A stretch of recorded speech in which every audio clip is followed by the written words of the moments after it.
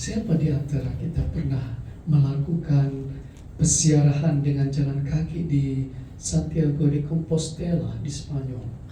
Ada? Belum ada, harus direncanakan.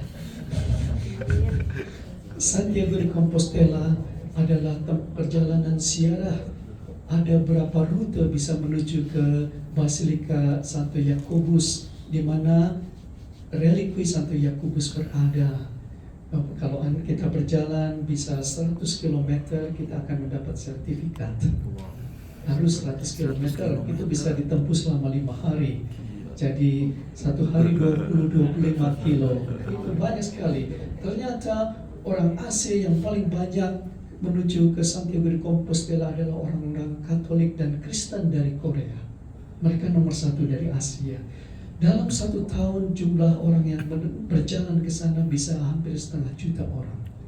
Suatu perjalanan pembaharuan dan penyegaran kembali spiritualitas kita, mengalami kemurah hatian dari orang-orang selama perjalanan itu sendiri. Banyak rutenya, ada yang paling panjang itu dari Sevilla yang di bawah itu selatan, itu sekitar 900 km, 40 hari lah. Kalau dari Prancis perbatasan itu sekitar 800 km ya, 35 hari bisa lewat itu. Paling cepat 6 hari. Kita ada rute yang pendek dari utara, dari Santiago de Compostela itu sendiri, saya pernah lakukan itu selama 6 hari juga. Tapi inilah mengenang ya Santo Yakobus dari Rasul Tuhan atau Santo Yakobus dari Compostela itu sendiri. Ini adalah perjalanan iman, pembaruan. 2 tahun yang lalu ada imam se-ICN, dia sedang dalam masalah, dia tidak disuspensi, tetapi sebagai pembaharuannya dia bilang, bolehkah saya mengambil waktu selama 1 bulan, saya mau berjalan kaki menuju Compostela. Ya, kami izinkan dia jalan sendirian selama 1 bulan itu sendiri. Setelah itu kembali ke Indonesia, akhirnya diproses dan akhirnya ditugaskan kembali. Sedikit saja tentang Yakobus. Tapi Santo Yakobus juga dalam bacaan hari ini adalah pelayanan Tuhan. Santo Paulus berkata hari ini kita semua memiliki harta pelayanan sebagai rasul Tuhan, dan kami memiliki harta itu dalam bejana tanah liat. Ini juga sebuah spiritualitas. Hari Sabtu kemarin saya memberikan rekoleksi untuk pemimpin dari grup anak-anak muda CFJ, 20 orang. Ini CFJ adalah anak-anak lulusan Amerika semua yang mengorganisir misa bahasa Inggris di Gereja Santa setiap hari Minggu jam 11. Dan mereka minta saya menjadi pembimbing rohani mereka, dan mereka kami rekoleksi bersama dari pagi sampai sore tentang arti pelayanan. Dan kedua, hari Minggunya saya juga memberikan rekoleksi di Gereja Laurentius Alam Sutra tentang panggilan di dalam hidup kita sebagai pelayan-pelayan Tuhan. Santo Paulus berkata, harta pelayanan yang kita miliki ini berada dalam bejana tanah liat. Artinya apa? Bejana tanah liat itu kan mudah sekali retak. Bejana hidup kita ini mudah sekali retak. Kita harus mampu di dalam karya pelayanan untuk mengandalkan kuasa Tuhan bekerja dalam hidup kita. Siapa pernah pergi ke tempat membentuk apa itu namanya? Gerabah, ya kalau di Jogja, di Bantul, di sana ada, di Bali juga ada. Saya pernah pergi ke Jogja dan di Bali. Kita bisa belajar membentuk sesuatu dari tanah liat. Tanah liat yang dibentuk harus dalam kondisi lembut, lembek. Kalau sudah kering tidak bisa dibentuk lagi. Panggilan hidup kita sama.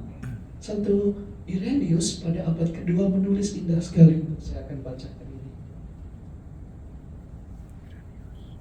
Santo Irenaeus berkata tentang bejana tanah liat, bukan kamu yang membentuk Tuhan, tetapi Tuhanlah yang membentuk kamu. Kalau kamu adalah karya Tuhan yang menunggu sang artis yang melakukan segalanya yang terbaik pada waktunya, untuk itu berikanlah dirimu sebagai tanah liat, dan hatimu harus lembut dan mudah dibentuk. Dan biarkanlah sang artis membentuk hidupmu. Kalau tanah liat hidupmu menjadi keras, kamu akan kehilangan jejak jari Tuhan itu sendiri. Kita tidak akan bisa dibentuk. Seperti inilah spiritualitas bejana tanah liat, panggilan hidup kita. Kita harus siap dibentuk. Kalau dalam bahasa Inggris ada istilah image breaking and image making. Kita tidak bahagia dengan hidup kita, kita bongkar hidup kita. Kita menciptakan image yang baru tentang kehidupan kita. Hidup rohani kita tidak nyaman, bongkar. Kita bentuk sebagai hamba baru.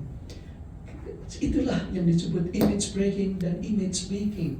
Rahmat Tuhan selalu tersedia bagi kita semua untuk membentuk kehidupan kita seperti yang kita impikan, seperti rencana Tuhan sendiri.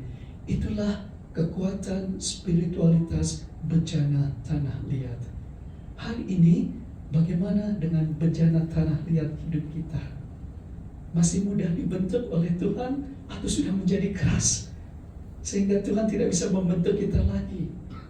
Saatnya kita membuat hidup kita, hati kita menjadi lembut, dan biar Tuhan sendiri yang membentuk kehidupan kita sehingga kita bisa merasakan akulah gambaran Tuhan, imago Dei.